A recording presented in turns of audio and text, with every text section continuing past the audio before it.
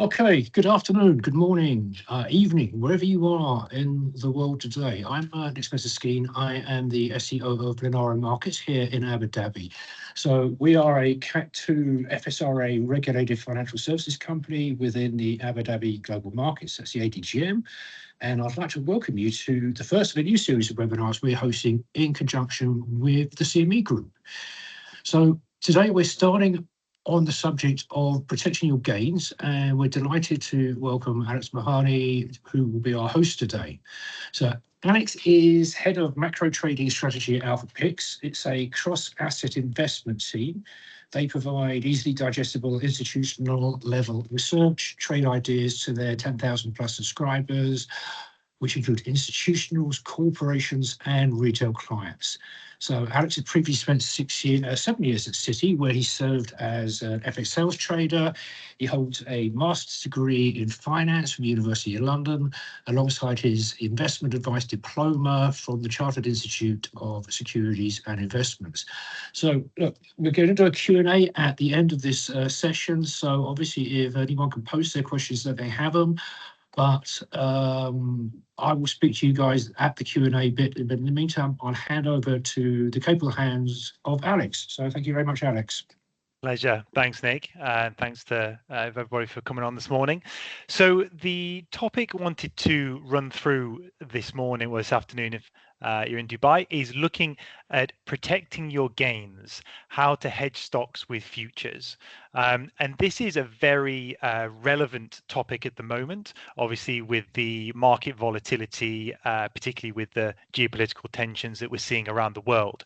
So the need to hedge, or at least having the opportunity to contemplate hedging, is something that is very much on the front of traders and investors' minds.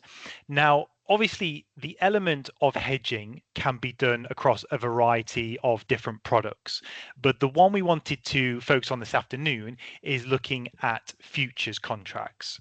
Now, why use futures? Well, as someone who runs money and actively uses futures contracts for a hedge, it can provide the easiest and cleanest way in some scenarios of getting protection, but also managing your exposure. And really, when we boil it down, there are 3 points that I mostly look at when using futures. The first is that you can adjust your exposure without touching your underlying portfolio. Now, for example, let's say you have a portfolio of equities worth $1 million, and you are looking to protect yourself over an inflation print, a central bank meeting, or some other short-term volatility event where there could be a drawdown. Now, you could have the option of simply selling down some of the equities in your portfolio and moving into cash. But if you're a long-term investor, if you have your allocation of equities set up exactly how you want, it can get quite messy in having to constantly looking to sell, rebalance, and re-add after the event. So using futures, what you can do is you can add on a futures contract, short or long, depending on how you want to play the market. And you can have that contract alongside your existing portfolio, which means you can leave that as it is, but still tap into some protection and some hedging. The second point is that you can benefit from leveraged exposure.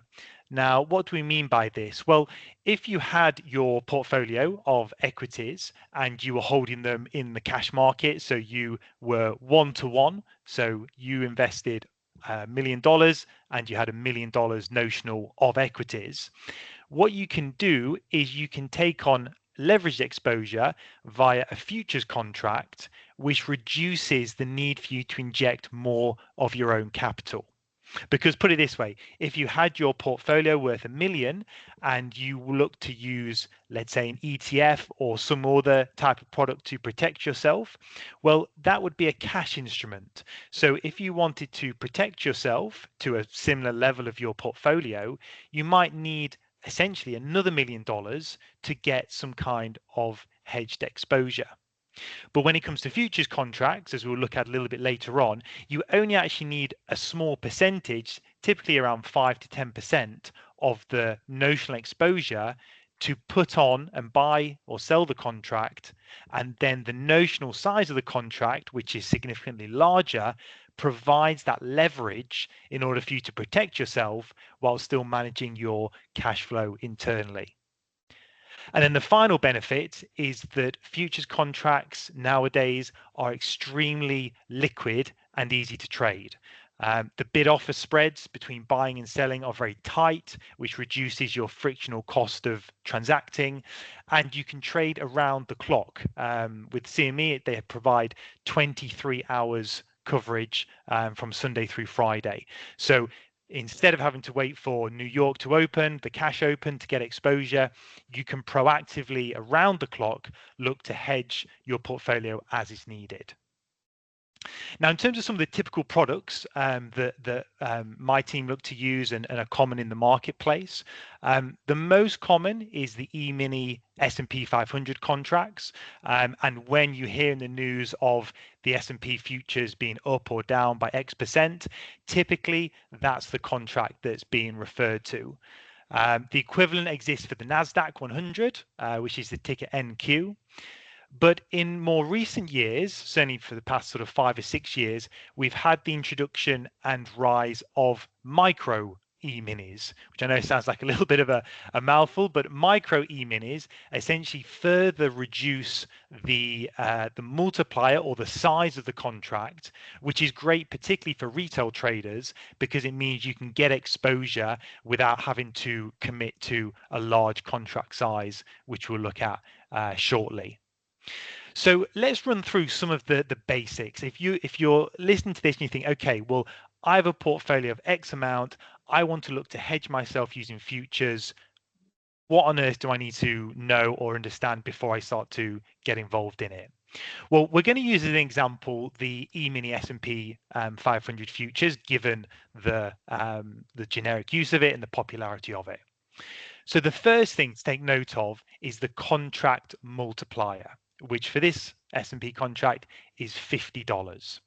Now, what does this mean? Well, the contract multiplier allows us to understand what's the market exposure I get from buying or selling one contract. So in this case, it's $50 as a multiplier. We multiply that by the level of the S&P. So here an example of 6,700 points. We multiply the two together to get our contract value, which approximately is $335,000.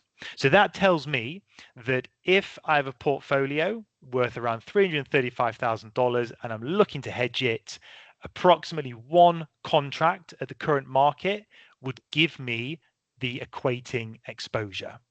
So that contract multiplier is very important to understand as it differs on different futures contracts. The next really important thing is the tick size.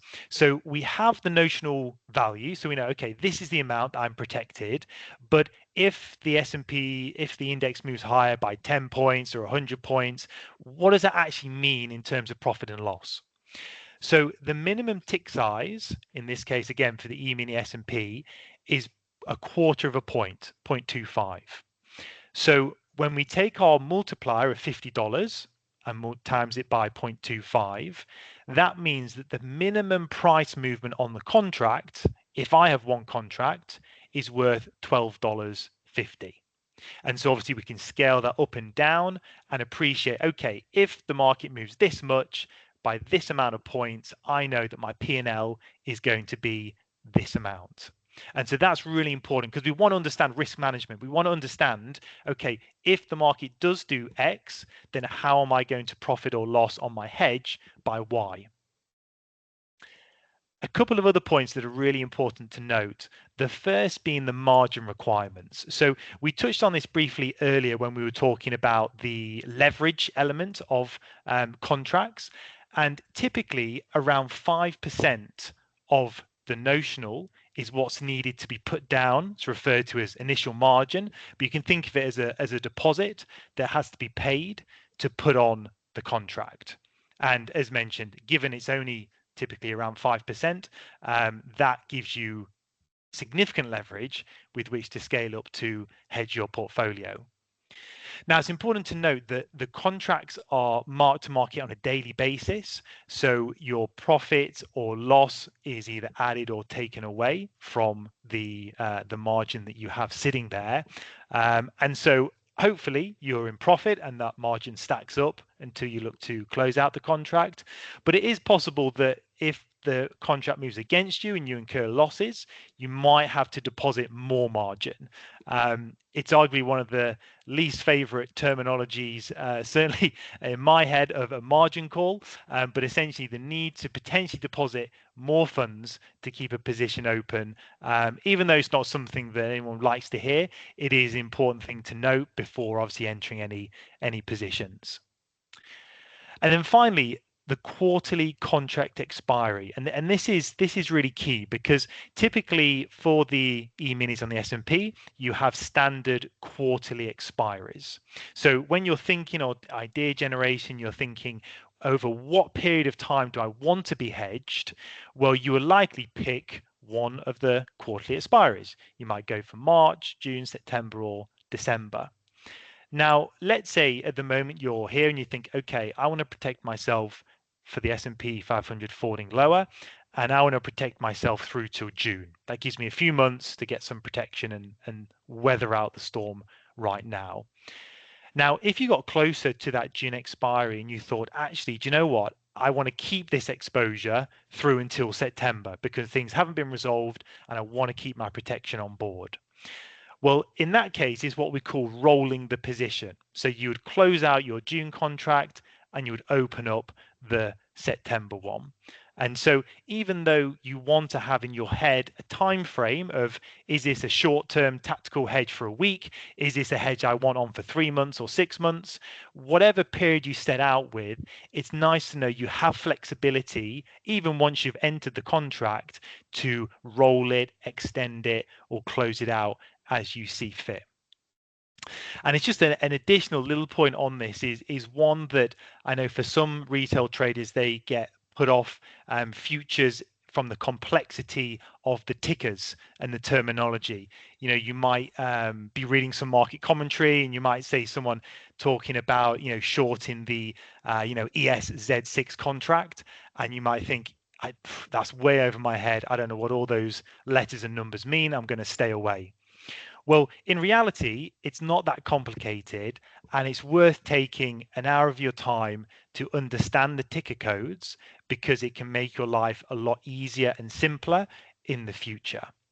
So the way we sort of break down the contract specification is, in this case, the E-mini S&P 500 is designated, for example, on the CME by the ticker ES.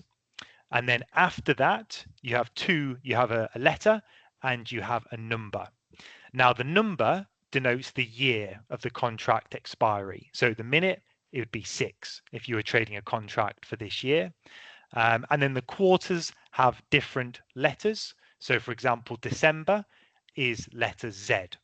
So if you were looking at trading the December 2026 expiry E-mini contract, then the ticker would be ESZ6. So it's not particularly complicated, but certainly it's something that I know does put off people from trying to understand and get into the world of futures. Now, apart from the contracts, we'll put them to one side. From my point of view, the most important factor when hedging with futures is understanding your beta and how that comes on to hedging. So let's just take a little look at this. So this is the beta of Nvidia relative to the S&P. Or put another way, how sensitive is Nvidia stock to movements in the overall index? So on the x-axis, you can see the S&P, and they are daily returns in percentage. So you can see what happens when it falls on the left-hand side, more than 9%, or on the far right-hand side, more than 6%. And then on the y-axis, you've got the corresponding movement on that day in the Nvidia share price, and it goes down from minus 20% all the way to plus 20%.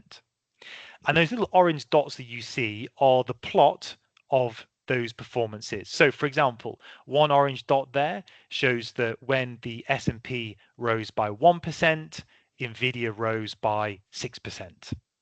And you can plot across all of those a line of best fit, that red line, and you can calculate the sensitivity overall of Nvidia relative to the market. And in this case for Nvidia, it's approximately 2, which means on any average given day, if the S&P moves 1% higher, we would expect Nvidia stock to move 2% higher. So that's the understanding of beta for a particular stock. But what we can do is obviously a portfolio, if it's an equity portfolio, is built up of Nvidia along with Apple, Amazon, Tesla, and a variety of other popular stocks that investors might hold. So what you do is you take all the betas from the individual stocks, put them together, and your portfolio as a whole has a number, and that is the beta of it. Now, how does this translate to hedging using futures? Well, it's vitally important because the number of contracts, of futures contracts that an investor would need to sell or buy in order to protect their portfolio is directly related to the beta of it. Because put it this way, let's say, using this calculation, you have a portfolio value of $1 million. And you might think, okay, well, I'm going to sell $1 million worth of S&P futures, and that will perfectly hedge out my portfolio. Well, the answer is no, it doesn't, because let's assume your beta is 2 and it holds stocks like Nvidia. Well, in that case, your portfolio value of $1 million with your beta of 2 means you actually need $2 million worth of futures notional in order to protect your portfolio. So understanding your beta is so important, because if you don't know what it is, you're effectively going in blind and you don't know how accurately to price the contracts in order to get the protection you want. So let's have a look at a worked example to put this into perspective. So let's say you have portfolio 1, which has 4 stocks in it: Nvidia, Apple, Amazon, and Tesla. And as we've mentioned on looking at the other slide, we're going to assume it has a beta of 2 with $100,000 as the total portfolio. So from that, how many futures contracts do we need to approximately hedge out that portfolio? Well, for this case, we're going to use the micro futures contracts because we're assuming this is a smaller portfolio of $100,000. So the multiplier for the micro contracts is 1/10 of what it is for the minis. So it's just $5. So the contract exposure for one contract is $5 times where the S&P is, 6,700. So one contract equates to about $33,500. So therefore, the contracts you need to hedge is our portfolio value, 100,000, times by the beta of 2, divided by the contract exposure of one contract. And that gives us 5.97. So essentially, we'd look to short 6 contracts in order to hedge out portfolio 1. Now, off the bat, you'll notice something straight away in that the actual number is 5.97. It's not 6.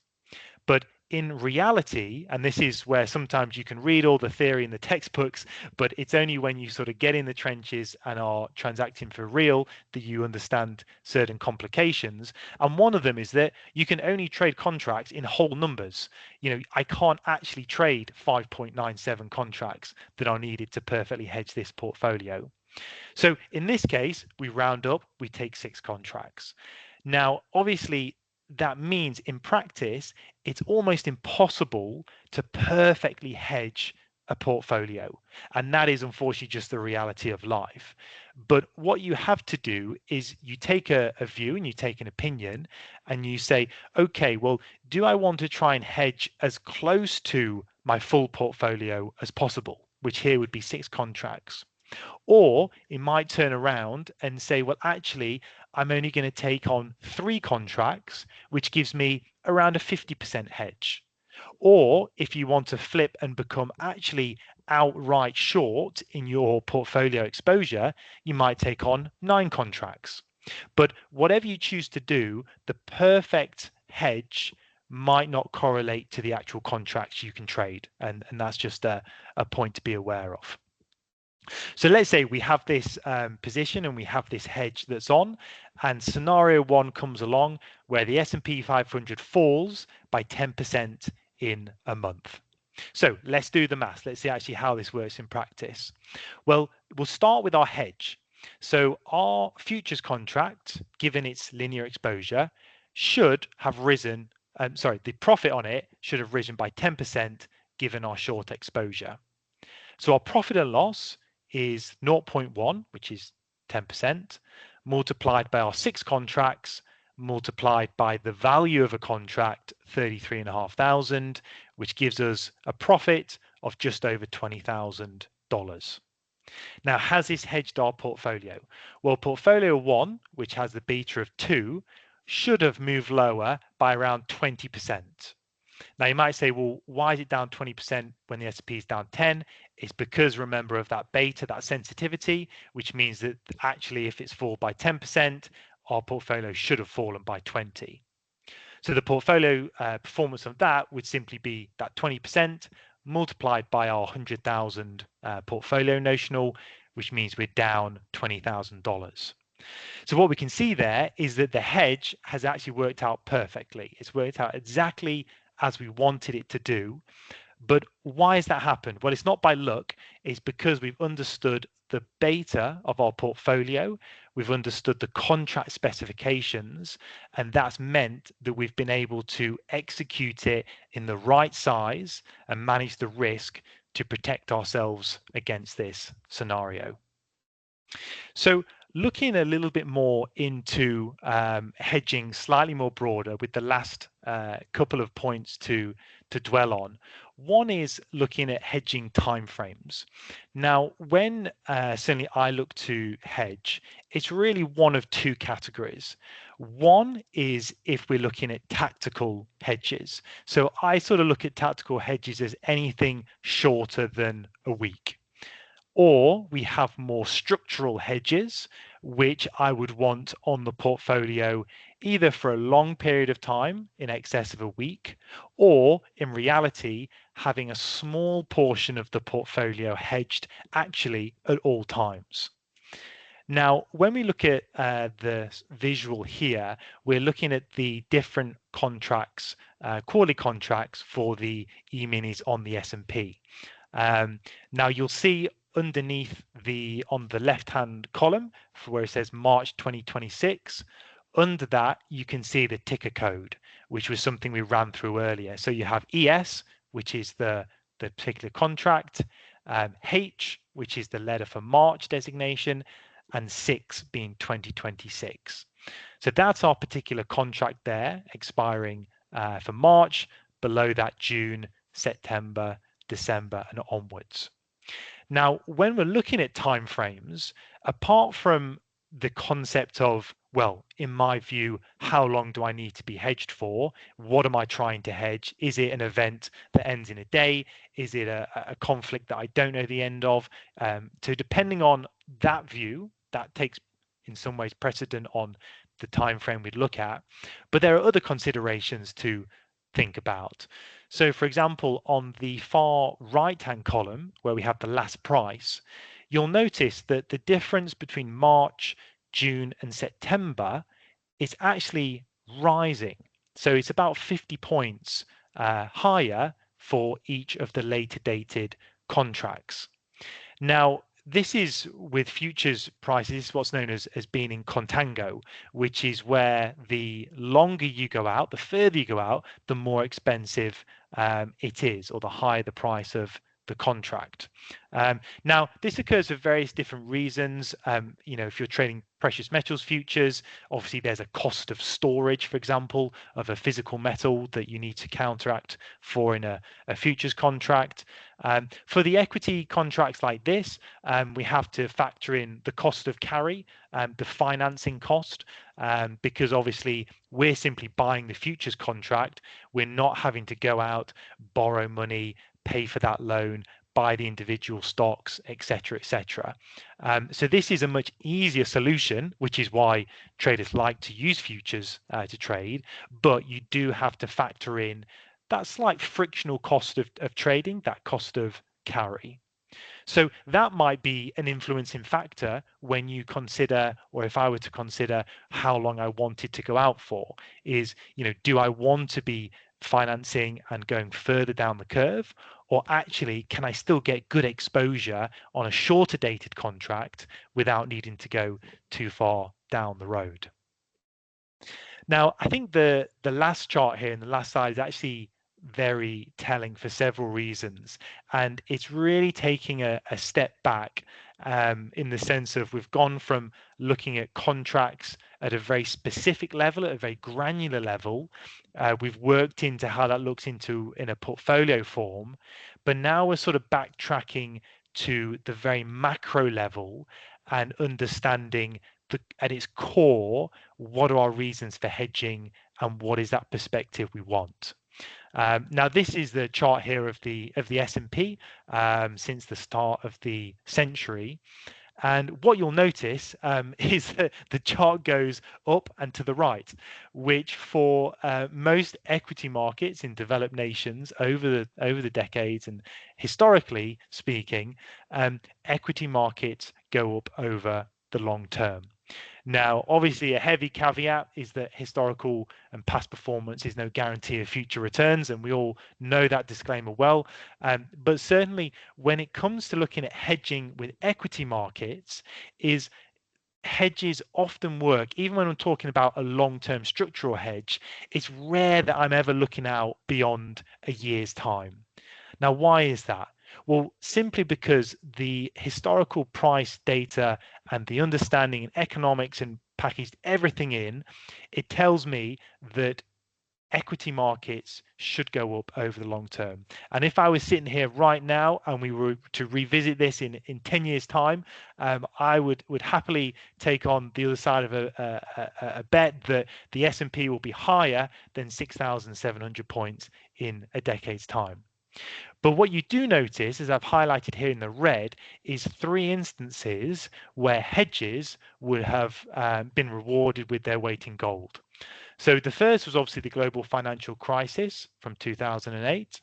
We had the COVID crash for 2020, and we had the Trump tariff, whatever you want to call it, escalation of trade tensions globally back from 2025. And in each of those scenarios, we saw sharp drawdowns over the period of a month, or in some cases, slightly longer, up to 6 months. So using futures to hedge a portfolio over these periods of time would have significantly added alpha to any particular portfolio.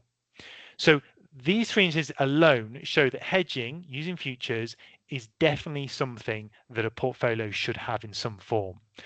But the other point to bear in mind is that hedges serve a good specific purpose over uncertain times, but having unnecessary hedges on for a long period of time, covering an entirety of a portfolio, can ultimately hinder gains, as it would have done if you'd held on to the hedges since the start of the millennium right through to now. So how do we solve for this? Or in reality, when we sum it up, what would I say is the best way to add hedges onto a portfolio? Well, firstly, is I always like to have a small portion of my portfolio hedged at all times.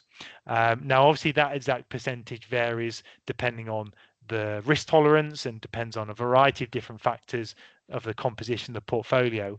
But I always have a small portion hedged at any time, just as that protection against waking up one morning and seeing something that's caused a massive move lower in the markets.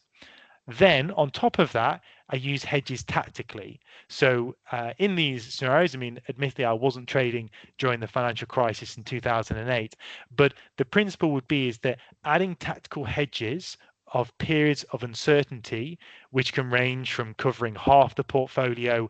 In some cases, I have covered in excess of the overall portfolio to get outright short exposure.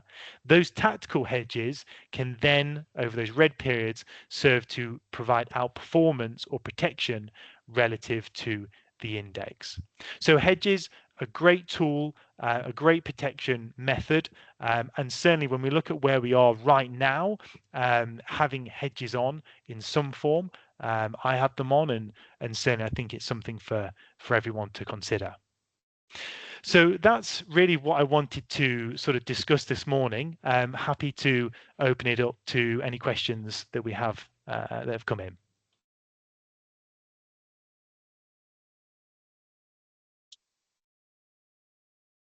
Thank you so much, Alex. So, there's a couple come in here at the moment. One of them is if we do see de-escalation in the Middle East, what trading opportunities could exist? Yes, that's a very good question. So obviously this relates to the sort of heightened tensions that we're seeing at the moment in the markets. Certainly from we'll start with an equity perspective and then a sort of more cross-asset one. I think, if you take a look at some of the sectors that have been hit the hardest recently, one that comes to mind is certainly airlines, travel, leisure stocks, etc. If you do see a de-escalation of the conflict right now, that likely is reflected in the market of lower oil prices, and also a sort of boost to consumer sentiment. That would obviously benefit someone like airline stocks, where jet fuel costs the pressures on those would ease. Some of those companies would be able to obviously resume flights and popular trade routes to the Middle East and back. And so the drawdown we've seen in those sectors, you could see that sort of rebound on de-escalation. The other one from a cross-asset perspective is that you've seen in the sort of short end of the sort of rates curve, you've seen concerns that higher energy prices are going to lead to higher inflation, and as a result, central banks, be it the European Central Bank, the Bank of England, even the Fed, might have to not cut as much as expected, and in some cases, I mean, the market's close to pricing in 2 rate hikes from the ECB this year. So if you do see de-escalation, then the rate space is a really interesting one where you could see expectations of hikes start to ease off and normalize back to where they were sort of 6 weeks or so ago. Okay, lovely, thanks. Yeah, I'd certainly be hedging any heating oil or net gas positions at the moment. What are some of the most common mistakes you see people make when they're using the futures market? Yeah, I'd say probably the most common one is sort of alludes to what we ran through today, is not understanding the contract size, because the premise of a futures contract to mirror the exposure of an index, it's not complicated. So the concept behind it is very straightforward, but where people run into a lot of problems is buying contracts based on a number. They think I'm going to buy 2 contracts or 10 contracts, or buying simply based on how much cash they have to fund the initial or the variation margin. And in that cases, that's not the right way to be looking at it. As we've looked through today, you want to look at what is the market exposure of a contract and how much do I actually need to protect my portfolio. And so the common mistake is some take on contracts without understanding what their exposure is, and obviously in some cases you can have a very large exposure very quickly. Okay, so a question from Christopher here. So he says, when hedging your long-term position, is your preference futures or options, and when would you use which one? I think I haven't answered this one, but I'll wait for your answer. Yeah, sure. So yeah, so options are used to trade a lot of options and still do. So options, main difference between options and futures is that with options you have a specified expiry, and so whereas we looked at with futures, you can roll these contracts very easily. They're very liquid. You can't really in practice roll options very smoothly. So you with the option you're much more confined to the time period that you have bought or sold the option over. And with the options as well is that your upfront premium is essentially paid and or received if you're a buyer or a seller, but that money is not a deposit. It's not margin in the sense of what you're using on futures. If you buy an options contract, that premium you pay is paid and that's done. So it's different in the sense of how the products are structured, how they operate, and arguably if we were talking about the common mistake of people not appreciating the exposure that futures contract brings, trying to on a day-to-day basis mark your options to market, given it's non-linear, that obviously can be something else that can complicate some investors. Well, yeah, as somebody who qualified in the options pit many years ago, I'm very happy to field questions on options at another time. People can reach out to me directly on that if they wish to. And also the scenario of hedging and the market going against the hedge leaves you obviously without the returns. So when would you apply the hedge to avoid over hedging yourself? Yeah, it's a good question. So the premise of hedging, and one of the sort of oldest phrases from the floor, is that you should hedge when you can, not when you need. Because if the market has already moved and you're rushing to put hedges on, you've missed the boat. So that's why, to a certain level, I think it's valid to always have a certain level of protection on the portfolio, because no one can perfectly predict when black swan events or conflicts are going to break out.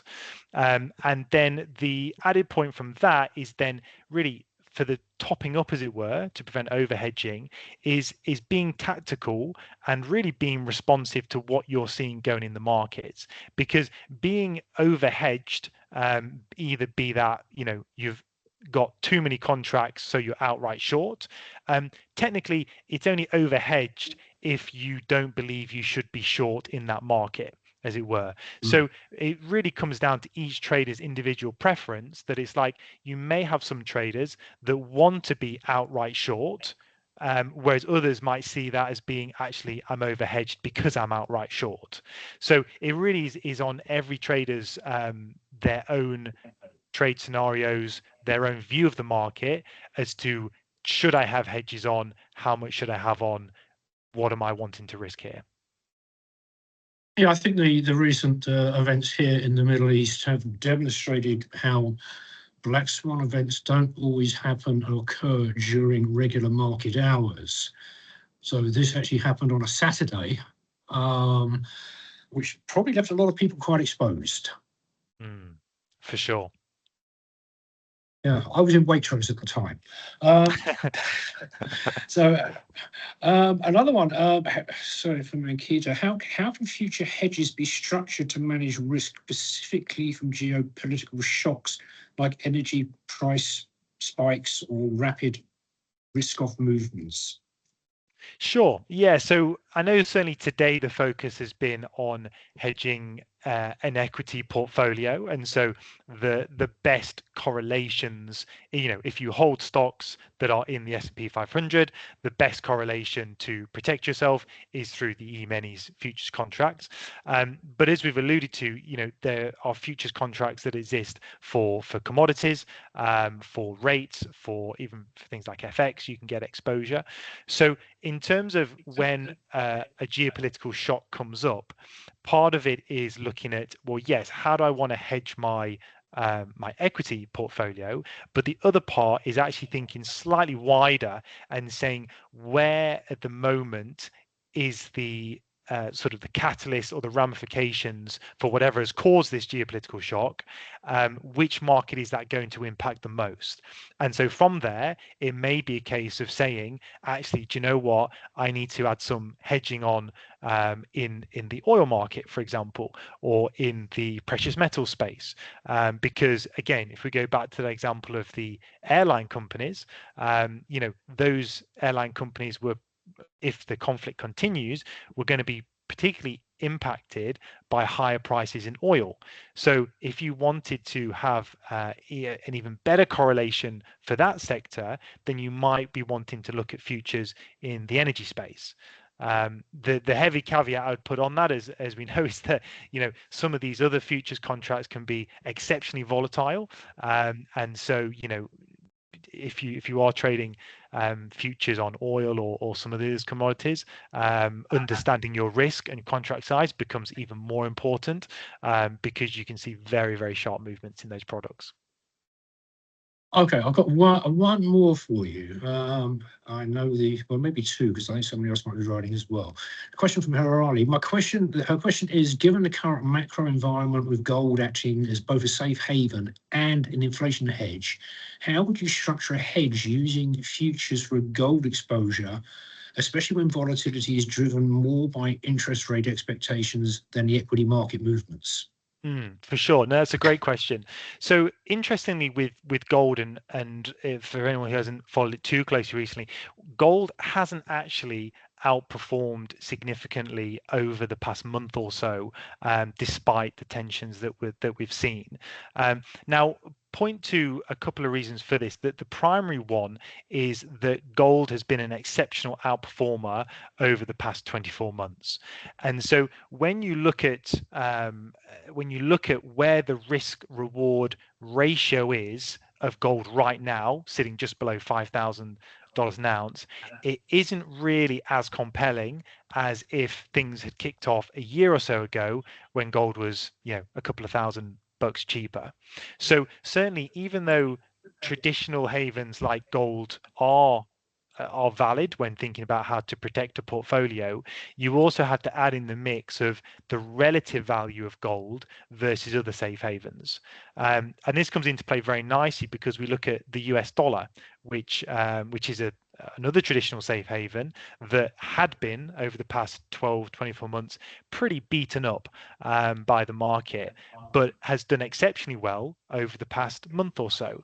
And so when you look at that, if we rewound a month and said, well, how should I hedge myself? Should I be in gold? Should I be in the US dollar?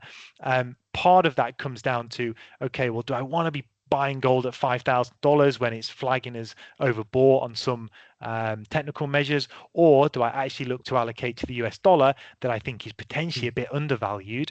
I can pick up some carry, etc., and looks more appealing. So I think the cross-asset nature of different products is very interesting, but looking beyond the surface level of what are my traditional safe havens buy, and actually it's looking more a case of what are traditional safe havens, but how have they performed over the past year, and where do the opportunities lie right now? Okay, I've got one last question for you. It's, what are the implications of extending the contract, particularly on the margin? Yeah, it's a good point. So when you're looking to extend the contract or roll the contract over, I'd say there's a few things to bear in mind. One is that you need to make sure you do it within the relevant window, because let's say you're trading a particular contract and it expires at, let's say, the end of March. Well, you can't go on the last trading day of that contract and easily look to close it out and roll it. Typically, it's a couple of weeks before when you want to look to roll that position over, which just makes everything from logistics, margining, etc., a lot smoother and a lot simpler. The other consideration is, as we mentioned earlier, is that cost of carry. So it's rare, if ever, that you're going to extend a contract and the price of the new active contract is the same as the one you're exiting, because markets are either in contango or backwardation. So your next active contract is either going to be cheaper or more expensive than the one you're in at the moment. So obviously taking into account when you close and then open the new one, you will have that roll yield, as we call it, and it'll either be a positive yield or it'll be a negative yield, but not really to get too caught up in if you have some, realized profit or loss from that roll yield. That's not the important thing, but it's just appreciating that logistically you want to give yourself enough time. You want to make sure there's no nasty surprises on when you roll, but intrinsically the margining requirements, particularly if you're trading them with someone like CME, there's no massive impact on margining. Yeah, just on that point, there's the CME website shows you the open interest on the contracts. So if you go in at the moment on the on any contract that maybe is expiring in March, you'll see what the next active month is, and you'll see the open interest as it changes between the front month and the new front month. And it gives you a very good indication of how easy it is to get in or get out of something. You don't want, as Alice was saying, you don't want to wait to the last minute. So as with all our other webinars, and we have all of these are linked in on our website at lunaro.com. We also have links to all of the CME Group educational material. Also, we're open to any additional questions that people haven't thought about today. People can email us at hello@lunaro.com.